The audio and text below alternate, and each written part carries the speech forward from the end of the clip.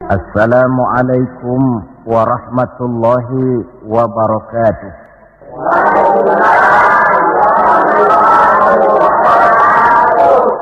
Alhamdulillah, alhamdulillahilladzi asra bi'abdihi laylan minal masjidil haram ilal masjidil aqsa.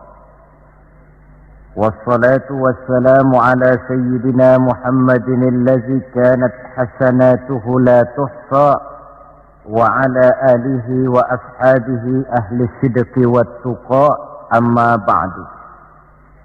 Saudara-saudara hadirin yang berbahagia, manusia ini hidup dalam 3 dimensi waktu: masa lalu, masa sekarang, dan masa yang akan datang. Masa lalu katanya adalah kenangan. Masa sekarang adalah kenyataan, dan masa yang akan datang adalah harapan, impian, khayalan, atau cita-cita.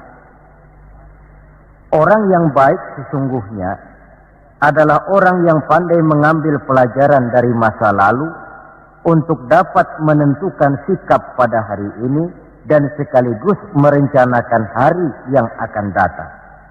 Sehingga hari ini harus lebih baik daripada kemarin, dan besok harus lebih baik daripada hari sekarang ini.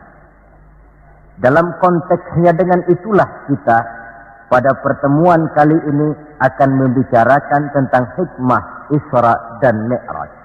Satu peristiwa masa lampau yang tetap tidak kehilangan relevansinya untuk kita jadikan pelajaran bagi kita yang hidup di penghujung abad ke-20 ini. Kalau kita perhatikan, hampir setiap bulan dalam Islam ini mempunyai nilai-nilai sejarah.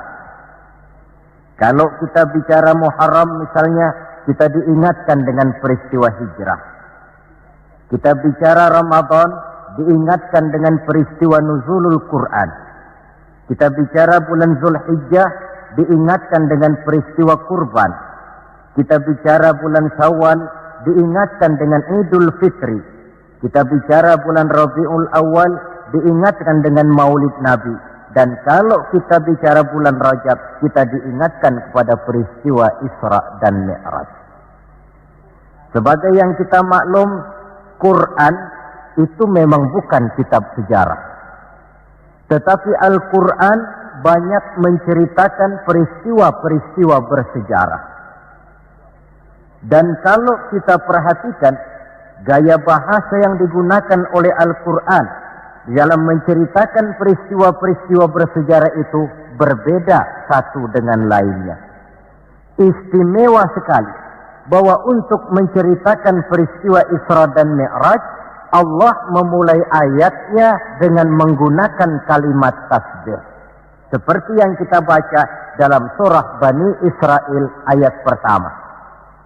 Subhanallazi asra bi'abdihi laylan minal masjidil harami ilal masjidil aqsa. Maha suci Allah yang telah menjalankan hambanya pada suatu malam dari Masjidil Haram di Makkah ke Masjidil Aqsa di Palestina.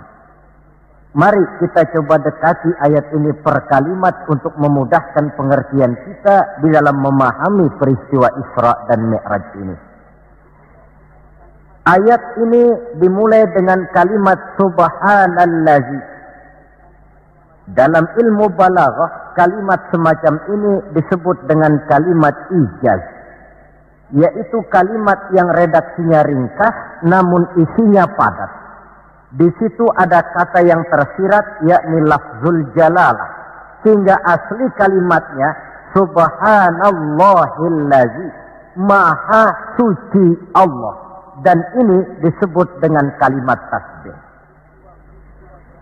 Banyak peristiwa-peristiwa bersejarah yang diceritakan dalam Al-Quran, tetapi jarang yang diawali dengan kalimat tasbih.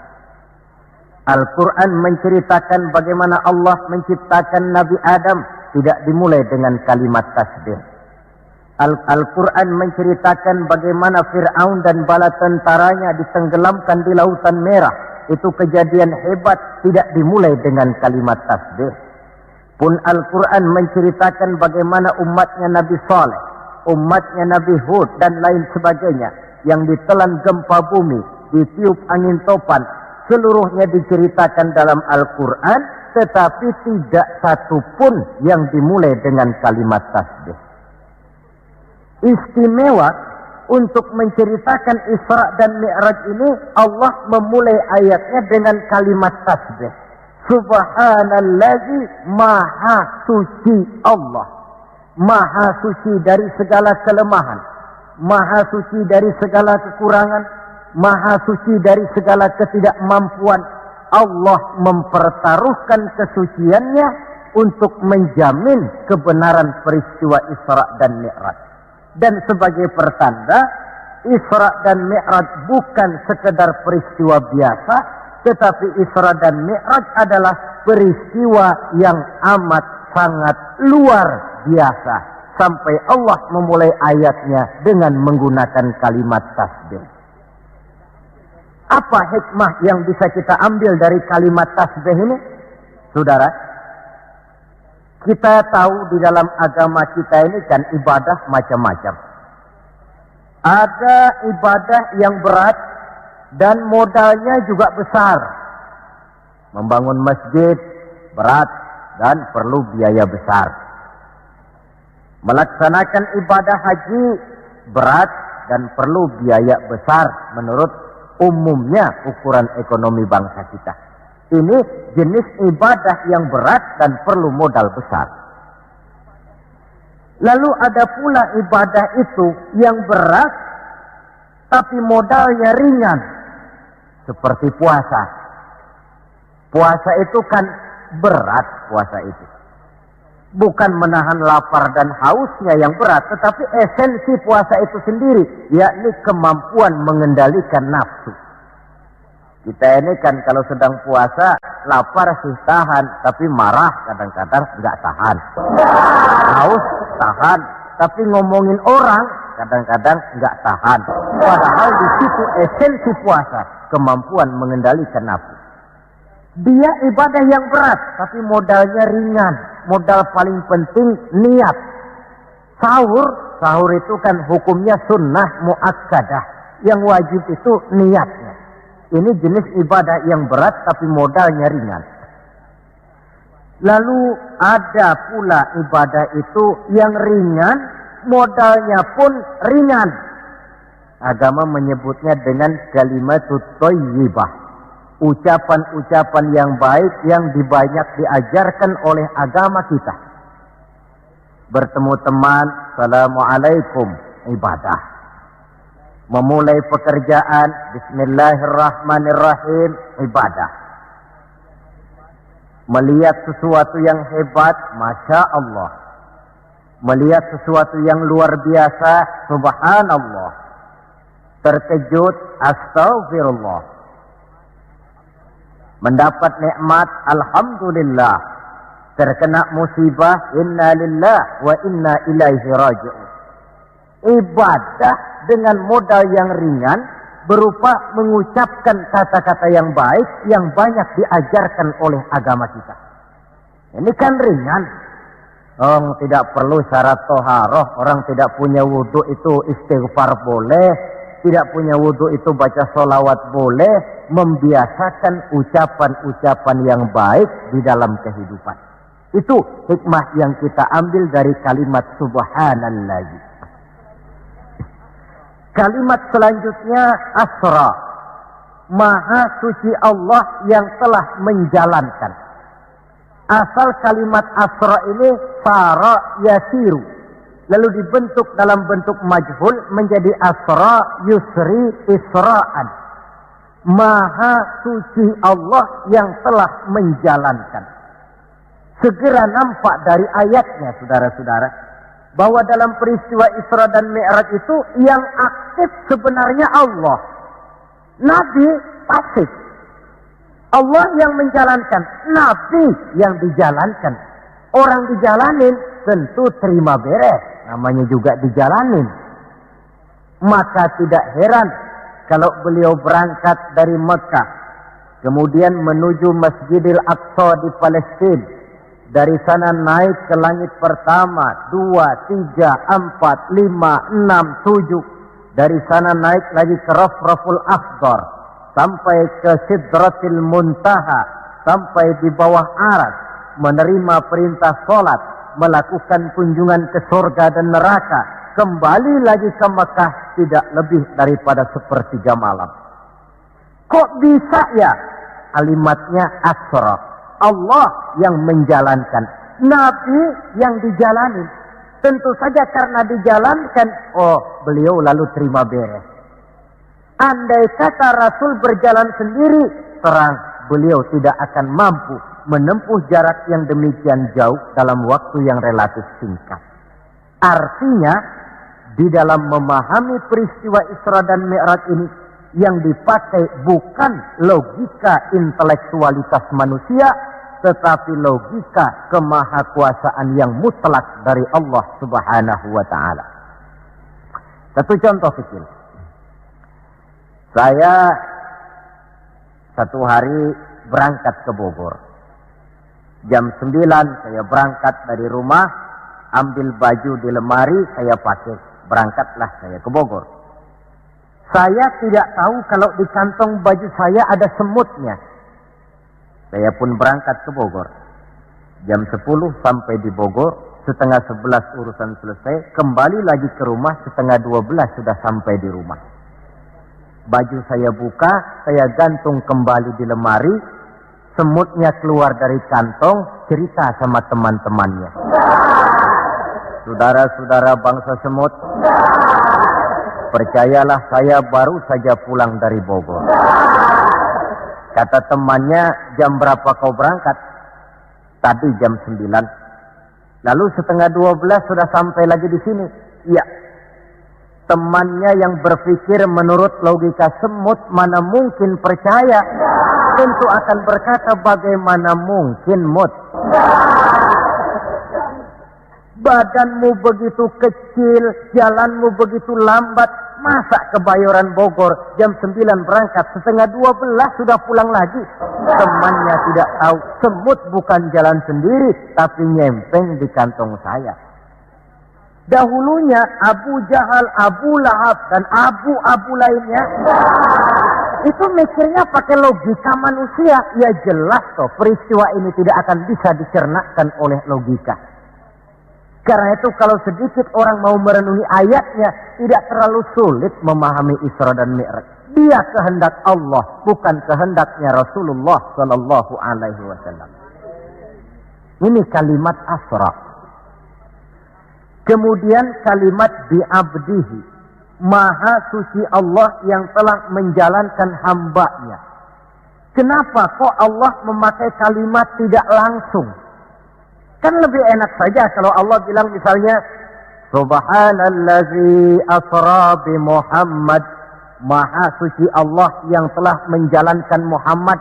Begitu saja, kenapa sih? Kenapa harus pakai bi'abdihi, Maha suci Allah yang telah menjalankan hambanya? Pakai kata-kata hamba. Apa maksudnya? Nah, di dalam kalimat hamba ada dua data. Data pertama, kalimat hamba di sini menjelaskan bahwa Nabi Muhammad itu Isra dan Mi'raj dengan roh dan dengan jasad sekaligus. Sebab apa? Orang hanya dipanggil hamba kalau punya roh dan punya jasad. Jasad tanpa roh namanya mayit.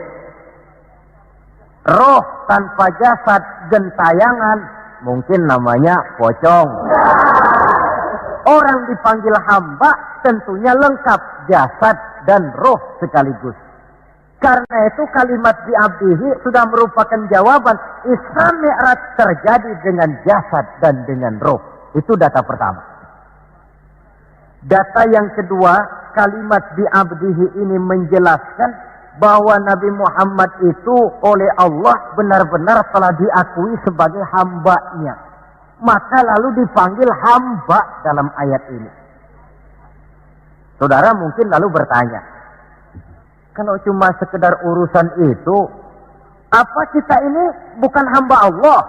Ya tentu, kita ini hamba Allah. Kata siapa? Kata kita. Kalau kata kita, namanya mengaku. Orang mengaku tentu boleh-boleh saja, namanya ngaku. Cuma diakui atau tidak, ini yang jadi masalah. Saya bisa saja berkata, saya kenal dengan Bapak Presiden. Tapi yang jadi masalah, apakah Bapak Presiden juga kenal dengan saya? Dengan kata lain, kalau kata-kata hamba Allah keluar dari mulut manusia, nilainya murah. Kenapa murah? Sebab itu pengakuan. Tapi kalau keluar dari Allah sendiri, itu yang mahal. Maksudnya bagaimana?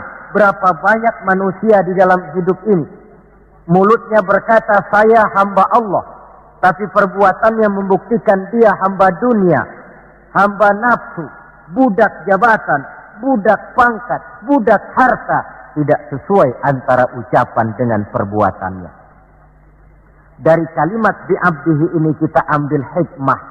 Sekali kita menjadi hamba Allah, jangan menghamba kepada yang selain Allah. Sebab syahadat yang kita ucapkan punya konsekuensi. Asyhadu an la ilaha illallah. Saya bersaksi tidak ada Tuhan melainkan Allah. Maka itu berarti saya tidak akan menyembah kecuali hanya kepada Allah. Saya tidak akan pernah takut kecuali hanya kepada Allah. Saya tidak akan pernah minta tolong kecuali hanya kepada Allah. Saya tidak akan menggantungkan hidup kecuali hanya kepada Allah. Saya tidak akan pernah takut kecuali hanya kepada Allah. Konsekuensi yang logis daripada ucapan kalimat syahadat itu. Sekali kita menghamba kepada Allah, jangan menghamba kepada yang selain Allah. Adapun Nabi sebelum dipanggil bi'abdihi dalam ayat ini, kita baca dari sejarah tahun-tahun sebelum beliau dipanggil dengan kalimat bi'abdihi, tahun kelabu, amul huzni dalam sejarah itu, tahun duka cita. Beliau ditinggal oleh paman tercinta Abu Thalib. Setelah paman tercinta meninggal, istri tercinta pun wafat, Khadijah. Wafat kedua pelindung ini makin meningkat gangguan kafir Quraisy. Dihina, dicemoohkan, dicaci maki, dilontari dengan kotoran unta, bahkan akan diancam untuk dibunuh. Lulus menghadapi semua itu, Allah panggil beliau bi'abdihi. Seolah-olah Allah mengatakan, Muhammad itu betul-betul hambaku. Tidak bergeser nilai kehambaannya apapun yang menimpa dia. Saudara hadirin yang saya hormati, ini kalimat bi'abdihi. Jadi dari sini kita bisa memahami Isra yang merupakan perjalanan Nabi dari Masjidil Haram hingga ke Masjidil Aqsa. Dan Mi'raj yang naiknya Nabi dari Masjidil Aqsa menghadap Allah semata-mata merupakan peristiwa yang terjadi menurut apa maunya Allah. Nah, kemudian apa tujuan daripada Isra dan Mi'raj itu? Hakikatnya cuma Allah yang tahu tentu. Namun kalau kita lihat di penghujung ayatnya, kita akan menemukan kalimat linuriyahu min ayatina. Keseluruhan perjalanan yang ajaib itu, sejak berangkat sampai kembali, tujuannya linuriyahu min ayatina. Untuk kami perlihatkan kepada Nabi Muhammad itu sebagian kecil daripada tanda-tanda kebesaran kami. Untuk disampaikan kepada umatnya dan kemudian menjadi pelajaran di dalam mengarungi kehidupan. Seluruh perjalanan yang dilihat oleh Nabi, seluruh pemandangan yang ditemui di dalam perjalanan, itu merupakan sebagian kecil dari tanda-tanda kebesaran Allah. Dan itu merupakan tampil, contoh pelajaran buat kita yang hidup di zaman sekarang ini. Misalnya, di dalam perjalanan Rasul melihat ada orang mencakar-cakar mukanya dengan kukunya sendiri. Beliau bertanya, ya Jibril, itu orang macam apa? Jibril yang waktu itu bertindak sebagai bodyguard menjelaskan, Muhammad, itulah contoh daripada umatmu, orang-orang yang suka memburuk-burukan saudaranya sendiri. Ditamsilkan bagaikan orang yang mencakar mukanya sendiri. Sebab muslim ini bersaudara seperti satu tubuh. Jikalau yang satu sakit, yang lain akan ikut merasakan sakit. Jikalau satu terinjak, yang lain merasakan akibatnya. Ibu jari tersandung batu, mulut akan berkata aduh, air mata akan keluar, kepala mungkin akan ikut pusing, dan itu refleks tanpa harus menunggu undangan. Orang yang memburuk-burukan saudaranya sendiri, hakikatnya mencakar mukanya sendiri. Bak kata pepatah, menepuk air di dulang, terpercik muka sendiri. Lalu beliau melihat pula ada orang dipotong lidahnya. Kata malaikat Jibril, Muhammad, itu tamsil daripada umatmu, orang-orang yang suka mengumpat, para pembuat fitnah, tukang bikin gosip dan menjelek-jelekan orang lain. Maka lidahnya akan dipotong sedemikian rupa. Lalu beliau melihat pula dalam perjalanan ada orang memikul kayu. Sudah cukup berat, rengkek dia membawa beban yang cukup berat itu. Anehnya malah, beban yang sudah cukup berat itu bukan dikurangi, malah ditambahi.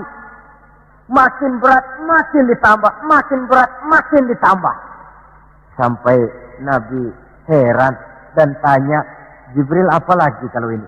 Nah Muhammad, ini tamsil daripada umatmu, orang-orang yang dipercayakan untuk memikul satu amanah, tetapi amanah yang satu belum dia laksanakan, sudah diterima amanah yang lain.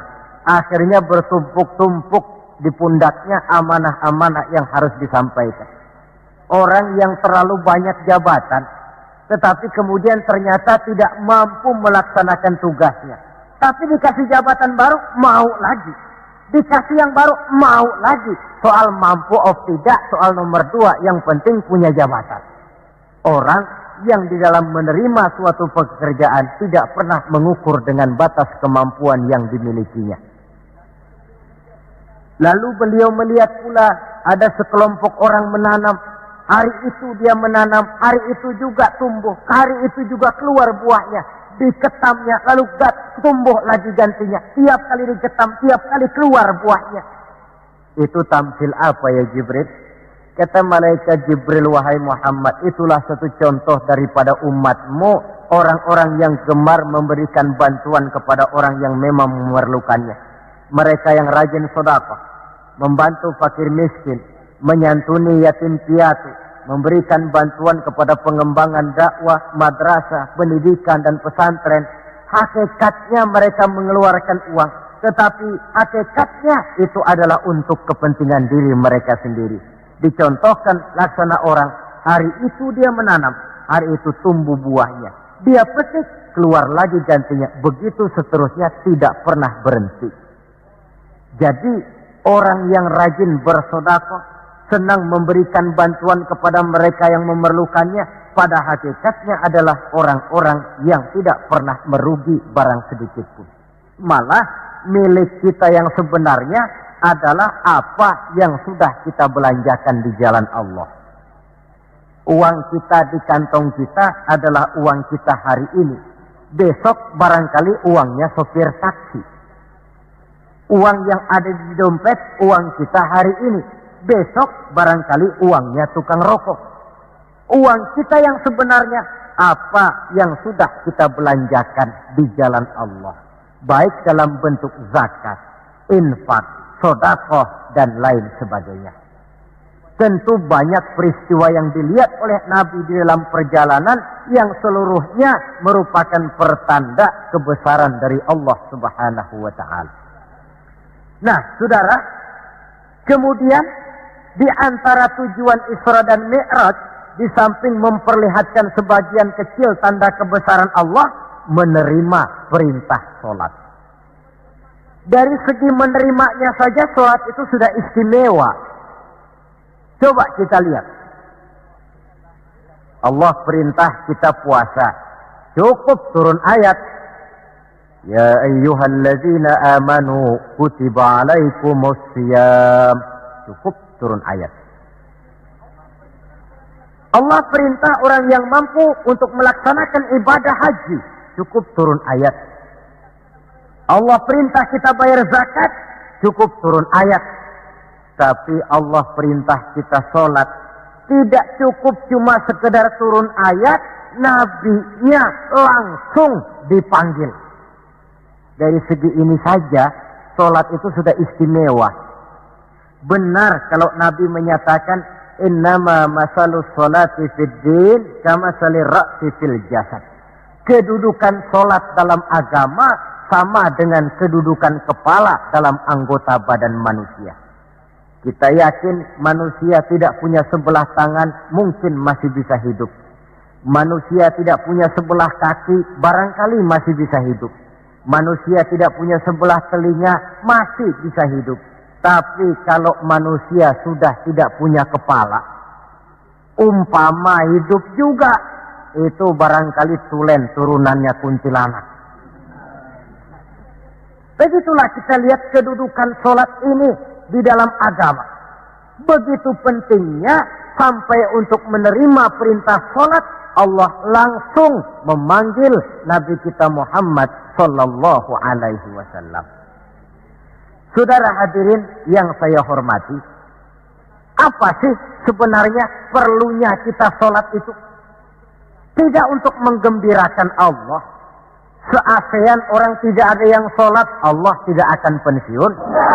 Jangan lagi kita berpikir, barangkali kalau kita se-Jakarta ini tidak sholat, Allah rugi. Tidak usahlah se-Jakarta, se-ASEAN lah. Tidak ada orang yang sholat. Allah tetap Allah. Sebab ia menjadi Allah, tidak ada ketergantungannya kepada manusia. Ia tidak pernah mengambil manfaat daripada perbuatan manusia. Sholat yang diperintahkan kepada kita, manfaatnya akan kembali kepada kita. Apa sih manfaat sholat itu dalam hidup ini? Untuk menjawab apa manfaat sholat, coba kita lihat. Ayat yang memerintahkan sholat itu selalu oleh Allah dimulai dengan kata aqimis sholat. Tidak ada i'malis sholat, if'alis sholat. Tidak. Mesti aqimis sholat. Dirikan sholat. Bukan kerjakan. Tapi dirikan. Maaf saudara. Mungkin di antara kita sudah banyak yang mengerjakan sholat. Tapi belum banyak yang mendirikan sholat. Apa bedanya Pak mengerjakan sholat dengan mendirikan sholat itu? Kalau mengerjakan sholat itu cuma asal sekedar gugur kewajiban. Kadang-kadang keluar sholat Jumat nukar sendal. Mentang-mentang khotibnya khutbah, saudara-saudara kaum muslimin, ambillah yang baik, tinggalkan yang buruk. Lalu keluar praktek. Padahal sholat, di situ kita lihat bahwa orang macam ini sebenarnya hanya sekedar baru mengerjakan sholat, belum mendirikan sholat. Padahal agama menuntut kita dirikan sholat. Apa pengertian mendirikan sholat itu? Mendirikan sholat artinya mengerjakan sholat dengan betul, cukup syarat rukunnya, selesai sholat, ajaran sholat diterjemahkan di luar sholat. Itu artinya mendirikan sholat. Jadi ada istimrar, kontinuitas, kesinambungan kata orang sekarang. Pada waktu dia mengerjakan sholat kelihatan khusyuknya. Setelah selesai dia sholat, kembali ke masyarakat, kembali ke tempat tugas, ajaran sholat diterjemahkan di sana. Nah, saudara hadirin, apa ajaran sholat yang harus kita terjemahkan dalam hidup, yang artinya ini merupakan manfaat daripada sholat? Pertama, Salat mengajarkan kita satu sifat yang disebut rendah hati. At-tawadhu. Rendah hati bagaimana? Anggota badan kita yang paling kita hormatikan kepala. Kalau bergurau dengan teman, dipukulnya tangan kita, masih senyum kita. Dipegangnya kaki, masih senyum kita. Tapi kalau sudah kepala, marah. Namun kepala yang begini kita hormati, manakala sujud di hadapan Allah, sama rendahnya dengan telapak kaki kita. Allahu Akbar. Selesai sholat, kembali ke masyarakat, sombongnya hilang. Ini mendirikan sholat. Sebab apa? Dia tahu orang sombong itu Allah tidak senang. Iblis diusir dari sorga itu kan cuma karena sombong. Diperintah sujud kepada Nabi Adam, dia tidak mau. Allah tanya Iblis, kenapa kau tidak mau? Ini kan perintahku, kata Allah. Iblis dengan sombongnya menjawab, wahai Allah, saya akan diciptakan dari api, Adam kan dari tanah. Unsur api lebih mulia daripada unsur tanah. Masa saya harus sujud sama Adam yang baru kemarin? Gengsi ah. Kata Allah, kamu sombong Iblis. Surga bukan tempat orang sombong. Keluar. Iblis diusir dari surga. Jadi kira-kira sajalah yang sudah di surga itu sombong saja diusir. Apalagi kita yang masih di dunia ini. Dalam segala bentuknya, sombong itu Allah tidak senang. Sombong ilmu, Allah tidak senang. Mentang-mentang punya ilmu agama, tepuk-tepuk dada, nih saya satu-satunya ustadz di sini. Semuanya mesti ngaji sama saya ya. Kalau tidak ngaji sama saya, Islamnya kurang tapi sah. Sombong dengan ilmu. Sombong harta, ibu-ibu, Allah juga tidak senang. Sombong pangkat pun demikian juga. Yang wajar-wajar sajalah kita dalam hidup. Tawadhu. Yang kedua, sholat mengajarkan kita untuk ikhlas. Berbuat tanpa pamrih. Kalau sudah Allahu Akbar, itu sudah karena Allah.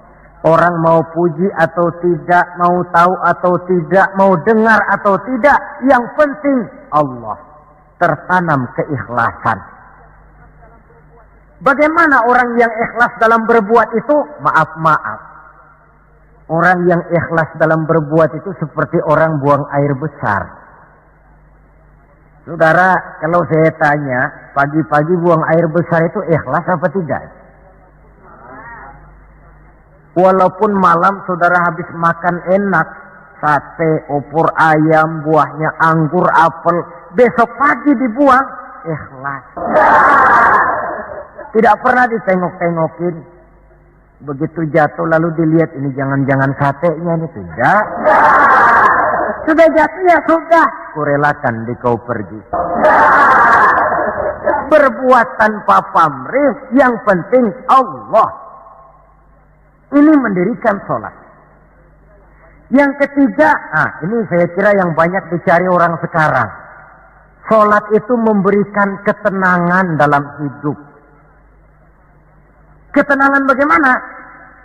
Kita manusia hidup ini kan punya ambisi dan emosi. Yang orang lain punya, kita kepengen. Yang orang lain bisa, kita kepengen. Itu wajar, namanya manusia mesti punya emosi. Tapi emosi yang membludak tanpa dinetralisir akan bisa menimbulkan psikosomatik. Di mana manusia disiksa oleh perasaannya sendiri. Cobalah. Kadang-kadang dia lihat tetangganya beli televisi berwarna. Tetangga yang sebelah meriang. Enggak diapa-apain, meriang. Tetangganya malah makin kaya, besok beli kulkas. Wah, dia makin gawat, opnam, masuk rumah sakit. Di rumah sakit dapat kabar tetangganya beli mobil, wah mati dia. Disiksa oleh perasaannya sendiri. Orang yang sholat lain. Jam 11 siang lihat tetangga bawa TV berwarna baru. Temperatur naik, panas, wajar. Datang waktu zuhur, kutub-kutub badan yang panas karena lihat tetangga bawa TV baru, didinginkan oleh air wudhu. Begitu terkena air wudhu, temperatur turun, adem. Selesai wudhu, menghadap ke arah kiblat, usolli fardhu zuhri, Allahu Akbar, Allah yang maha besar. Temperatur makin turun ke titik nol, titik netral. Sebab apa? Dia sudah berhadapan dengan zat yang maha besar. Allahu Akbar, yang besar cuma Engkau ya Allah. Televisi tetangga saya mah kecil. Itu sebabnya Nabi pernah mengisyaratkan tanda orang bahagia itu dalam urusan dunia dia lihat ke bawah, tapi dalam urusan akhirat, dalam urusan agama dia melihat ke atas. Kalau dia punya mobil, dia berkata, Alhamdulillah kita ini punya mobil, tetangga sebelah cuma punya motor. Kata yang punya motor, Alhamdulillah punya motor, tetangga sebelah cuma sepeda aja kemana-mana. Kata yang punya sepeda, Alhamdulillah punya sepeda, tetangga sebelah kemana-mana jalan kaki terus. Kata yang jalan kaki, Alhamdulillah masih bisa jalan. Tetangga sebelah lumpuh bertahun-tahun gak kemana-mana. Kata yang lumpuh, Alhamdulillah masih hidup. Tetangga sebelah kemarin out gak balik lagi. Timbul rasa syukur. Lalu dalam urusan akhirat, agama melihat ke atas. Kalau dia bisa jaga sholat yang 5 waktu, kenapa saya tidak? Kalau dia bisa baca Quran, kenapa saya tidak? Kalau dia walaupun hidup sederhana berani membantu pembangunan masjid, musola, madrasah, kenapa saya yang lebih kaya tidak? Timbul keinginan untuk mencontoh. Mencontoh orang dalam ibadah menimbulkan kepuasan batin. Sebaliknya, mencontoh orang dalam urusan harta menimbulkan rasa penasaran, hasud, dengki, tidak senang melihat orang lain mendapat nikmat, dan paling akhir disiksa oleh perasaannya sendiri. Ketenangan dalam hidup, ketenangan dalam rumah tangga tercipta karena sholat. Cobalah, kalau seorang istri, suami ahli sholat, istrinya sholat, jam 4 bangun, dibangunkan istrinya, bu, mari sudah menjelang subuh, ayolah kita ambil air wudhu, berangkat. Selesai dia ambil air wudhu, dia sunnah qobliyahnya 2 rakaat. Kalau dekat ke musola masjid, jamaah ke musola masjid. Kalau jauh, jamaah di rumah.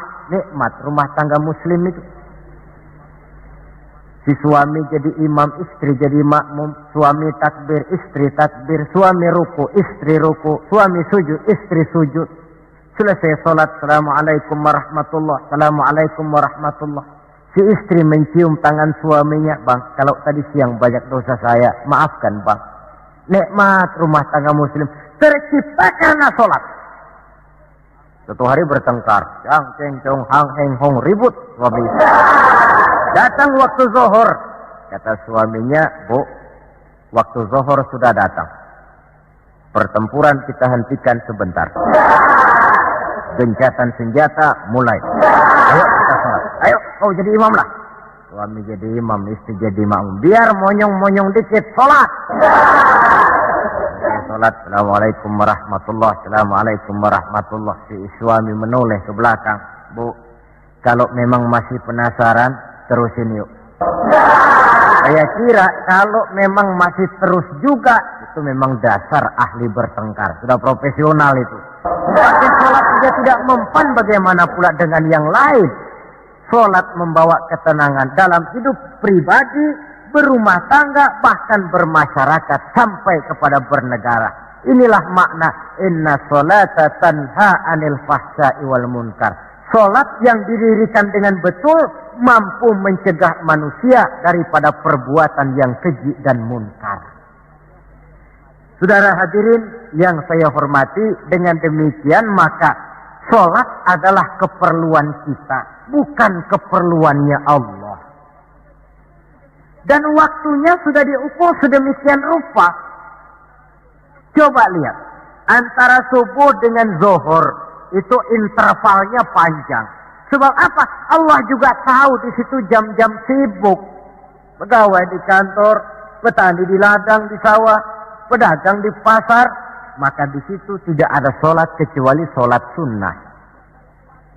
Bekerja kita dari pagi sampai siang sampai udara panas, timbul stres. Datang refreshing, istirahatlah, jangan diforsir, ademi dengan wudu, lalu sholat zuhur.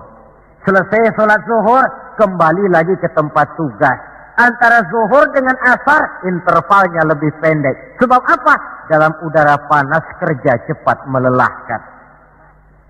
Maghrib dengan isya, intervalnya lebih pendek lagi. Sebab apa? Sudah masuk malam, sebagian besar kejahatan justru terjadi pada waktu malam. Antara isya dengan subuh, intervalnya memang panjang. Tapi di sana ada terminal kontrol cadangan yang disebut tahajud, hajat, dan sebagainya.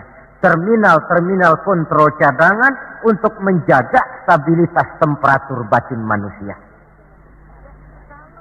Jadi dengan demikian, kalau diabaikan, kerugian untuk manusia sendiri. Sebab hakikatnya Allah tidak pernah mengambil manfaat daripada amal dan perbuatan manusia itu.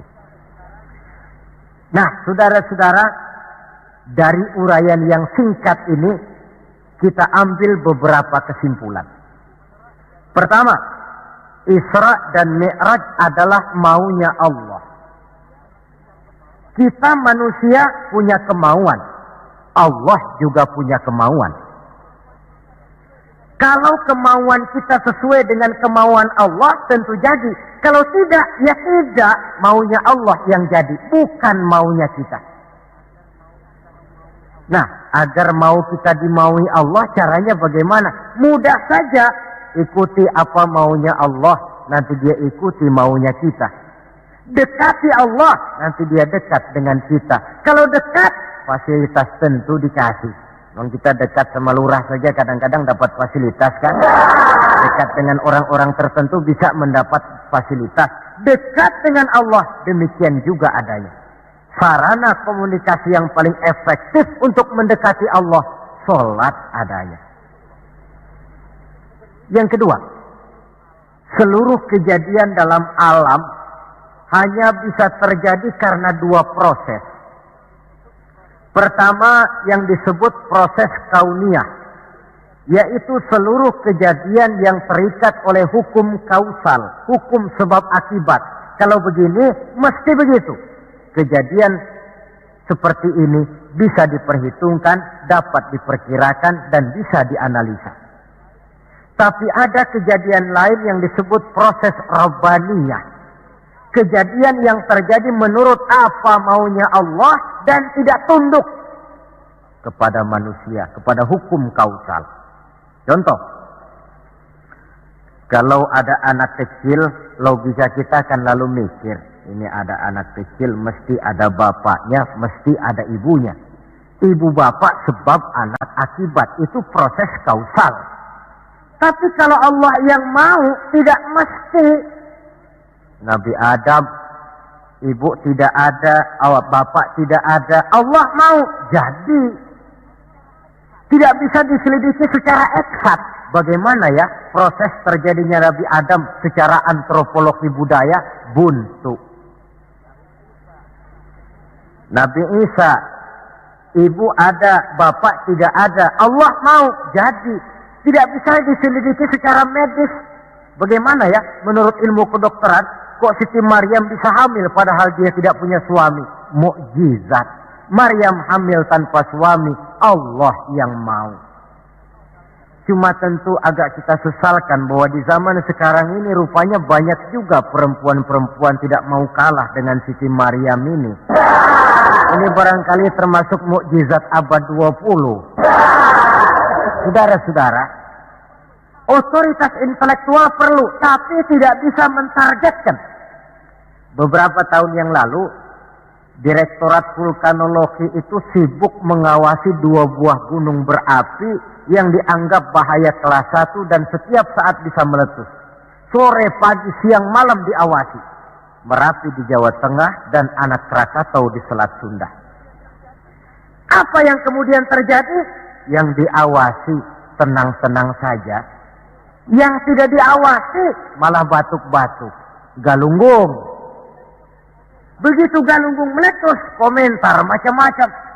Kata Direktorat Vulkanologi, oh itu kan gejala alamiah, gejala alamiah.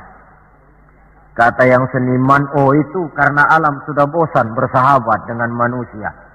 Macam-macamlah komentar. Tapi satu hal yang jelas, otoritas intelektual manusia itu harus sadar akan kelemahan keterbatasannya.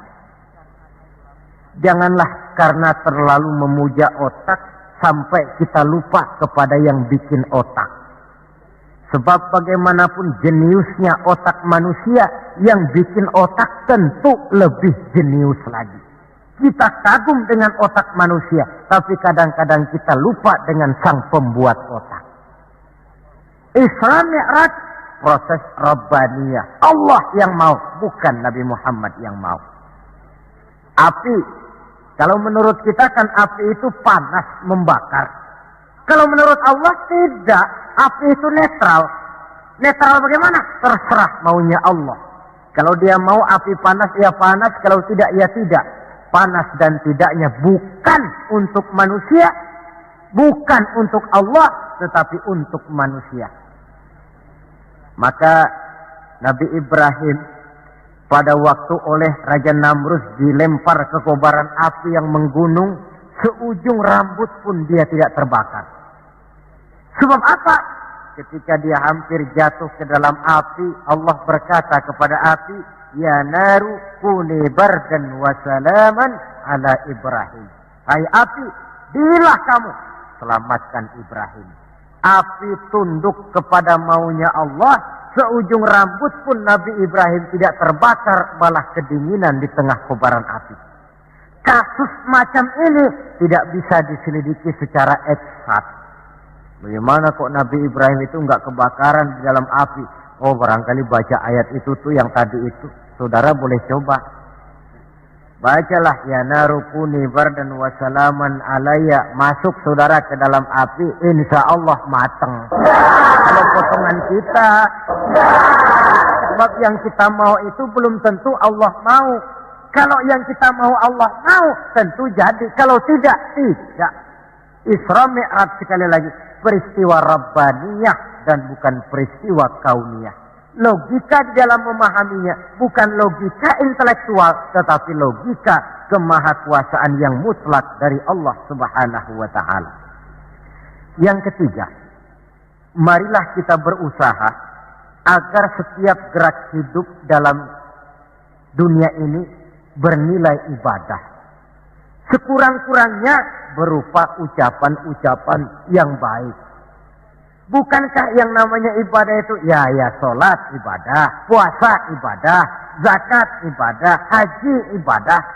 Tapi tidak terbatas kepada hanya sekedar itu. Membangun rumah sakit, membangun sekolah, membangun panti asuhan yatim piatu, itu keseluruhannya merupakan ibadah. Sekurang-kurangnya ibadah dalam bentuk ucapan-ucapan yang baik, yang menyenangkan orang dan berpahala kita mengucapkannya. Ini tidak terlalu sulit dan bisa kita praktekkan di dalam kehidupan sehari-hari. Begitu pentingnya soal ucapan, sampai dalam satu ayat Allah menjelaskan, wa qaulun ma'rufun khairun min shadaqatin yatba'uha adza. Ucapan yang baik itu lebih disukai Allah daripada sedekah tapi menyakitkan hati orang yang menerimanya. Sedekah itu pahalanya besar tentu, tapi kalau menyakitkan hati orang yang menerima, lebih baik ngomong yang enak-enak sajalah. Termasuk ini kalimatut thayyibah, ucapan yang baik. Yang keempat, marilah kita menjaga stabilitas kita sebagai hamba Allah. Miskin hamba Allah. Jadi orang kaya tetap hamba Allah. Orang biasa hamba Allah. punya pangkat, jabatan, kedudukan, tetap hamba Allah. Dalam keadaan bagaimanapun posisi kita, nilai kehambaan jangan bergeser adanya. Yang kelima, Isra Mi'raj sesungguhnya merupakan batu ujian. Setelah terjadi peristiwa Isra Mi'raj kelihatan mana yang loyang, mana yang emas, mana yang batu kerikil, mana yang mutiara dan intan.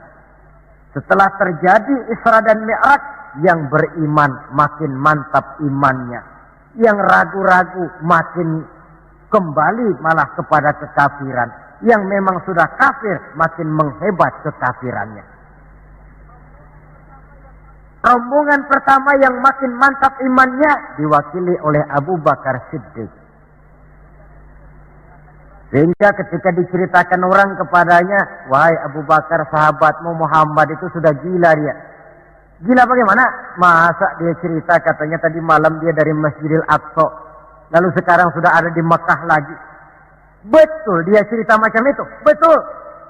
Saudara, kalau memang Muhammad yang cerita macam itu, jangankan cuma sekedar sampai Masjidil Aqsa di Palestina, lebih daripada itu pun kalau dia yang memang betul cerita, saya percaya. Makin mantap.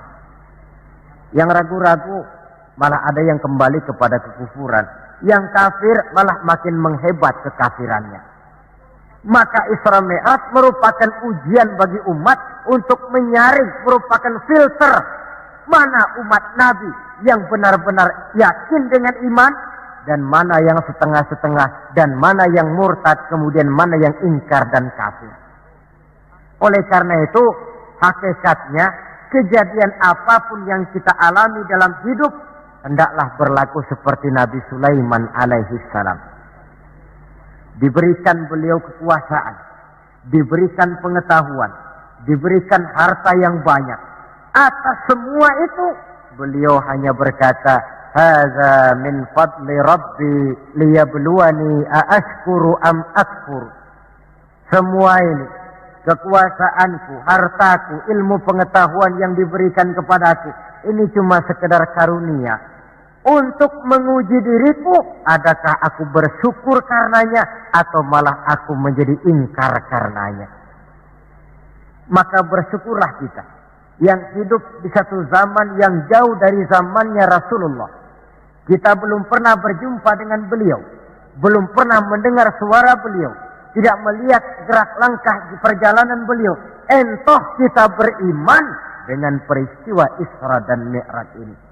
Jauh lebih beruntung daripada orang-orang yang langsung ditongkrongi Nabi. Mereka melihat wajah Nabi, mendengar Nabi membaca wahyu, melihat mukjizat, tetapi mereka tidak juga mau beriman. Nilai-nilai iman ini kalau tidak kita pelihara dan kita syukuri, akan bisa bergeser, ditelan oleh segala macam godaan dan cobaan yang kita hadapi di dalam perjalanan hidup ini.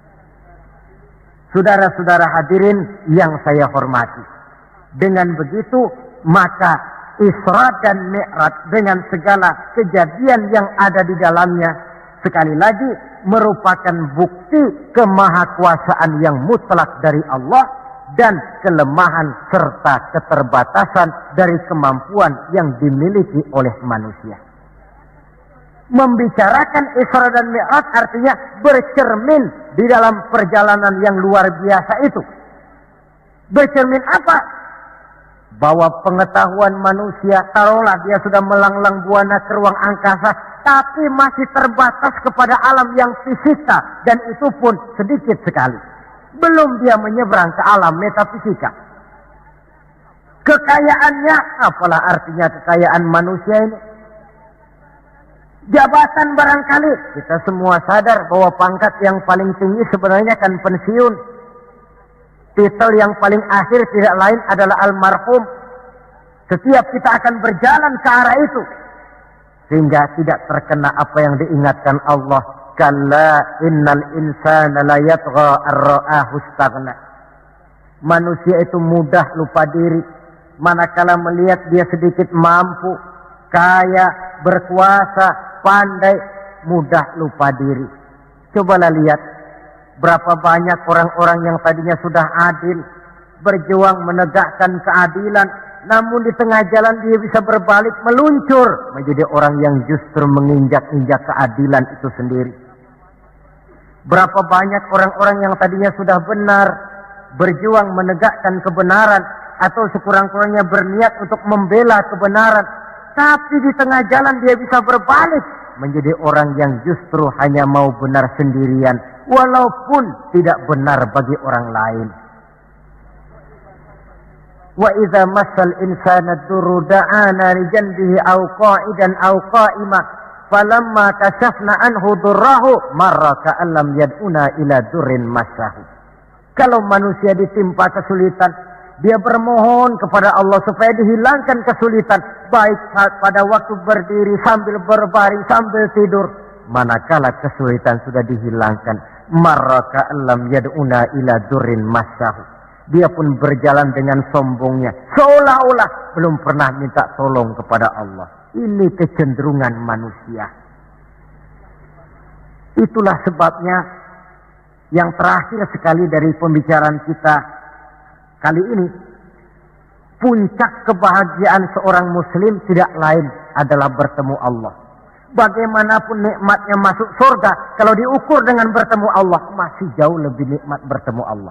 Nabi di puncak perjalanan Mi'raj bertemu Allah. Tapi pertemuan itu diawali dengan berbagai macam cobaan, ujian, fitnahan, sampai kepada ancaman akan dibunuh. Paling akhir beliau mendapat perkenan bertemu Allah. Puncak kebahagiaan hidup yang belum pernah diberikan kepada seorang pun manusia, baik sebelum atau sesudah beliau. Jadi begitulah seperti pepatah bilang, habis gelap mesti terbit terang. Inna ma'al usri yusra. Di balik segala kesulitan itu, insya Allah akan menunggu kemudahan. Kesulitan adalah bagian daripada hidup. Bukan untuk ditakuti, tetapi untuk dicarikan jalan keluar bagaimana pemecahannya. Saudara, inilah pembicaraan kita pada pertemuan ini. Walaupun selintas, mudah-mudahan bisa memberikan gambaran tentang Isra dan Mi'raj yang pada gilirannya akan memperkuat nilai-nilai keimanan kita dalam rangka melaksanakan apa yang diperintah Allah dan menjauhi apa yang dilarangnya. Terima kasih banyak atas perhatian saudara. Mohon maaf atas segala kekurangan. Usikum wa iyaya bitaqwallah. Wassalamualaikum warahmatullahi wabarakatuh.